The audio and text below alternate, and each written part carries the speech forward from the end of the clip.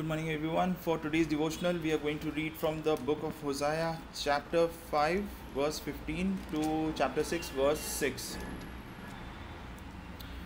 Then I will return to the liar until they have borne their guilt and seek my face. In their misery, they will earnestly seek me. Come, let us return to the Lord. He has torn us to pieces, but He will heal us. He has injured us, but He will bind up our wounds. After 2 days, He will revive us. On the third day, He will restore us, that we may live in His presence.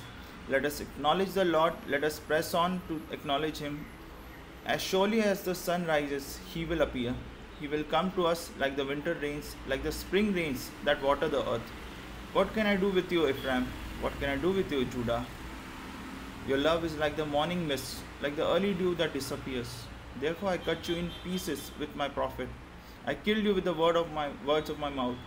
Then my judgment go forth like the sun. For I desire mercy, not sacrifice, an acknowledgement of God rather than the burnt offerings. So here Hosea is speaking to the people. He's telling that you have till this chapter, he's talking about the coming judgment to people, and it might seem all doom. It might seem all finished, that okay, now they have finally, it might look like that we have finally angered God to the extent that He will not take you, that there will definite judgment, there is only destruction lay ahead. But because of the faithfulness of God, because of His unchanging nature, that God love is not fickle like ours, where we promise big things and then few days or years on we lose our first love.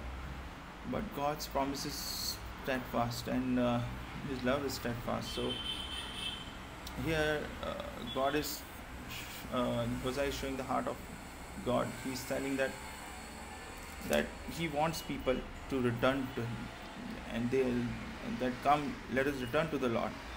And not only what He'll do after, if we return to the Lord, after 2 days He will revive us. So God is calling for a revival.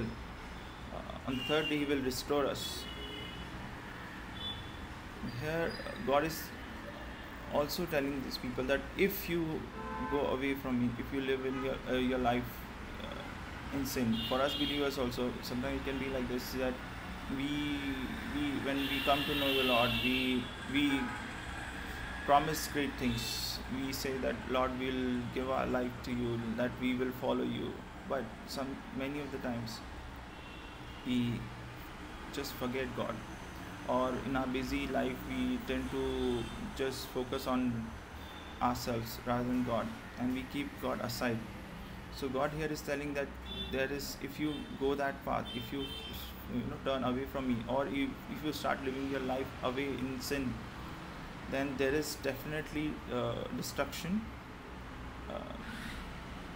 But God's faithful love, He is faithfully telling us that He will come, He will call us like a sheep that is lost, but the shepherd still goes after that one sheep. Same way God is telling that He is calling us, even if it is like 1,000 times. Sometimes we wonder that how many times I've said that I will I will follow you, but then I go about my own ways, I will start living my life my own ways. Now how many times I'll repent and go back to God? But God is saying that He's giving a definite promise that He will revive us if we go to God. But what He wants from us is not a false dependence. Like in verse 4 He says, what can I do with you, Ephraim? What can I do with you, Judah? Your love is like the morning mist, like the early dew that disappears.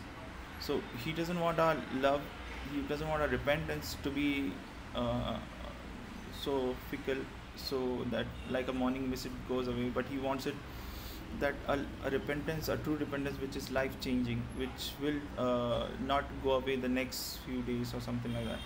So He's telling us that He desires mercy, not sacrifice, an acknowledgement of God rather than the burnt offerings. So the true heart of God was always been that He wanted this. The word mercy here stands for steadfast love. So true heart of God is always wanted to give his love to the people, not just he wanted a sacrifice from them. And though this verse is so important that Jesus himself has quoted in Matthew chapter 9 verse 13 and also chapter 12 verse 7. Twice he has quoted this verse when he was talking to the Pharisees, that if you would have understood what the scripture means, for I desire mercy, not sacrifice, then you wouldn't have blamed the innocent. That's what Jesus is saying. So what uh, God is saying here is, let us repent, let us turn back.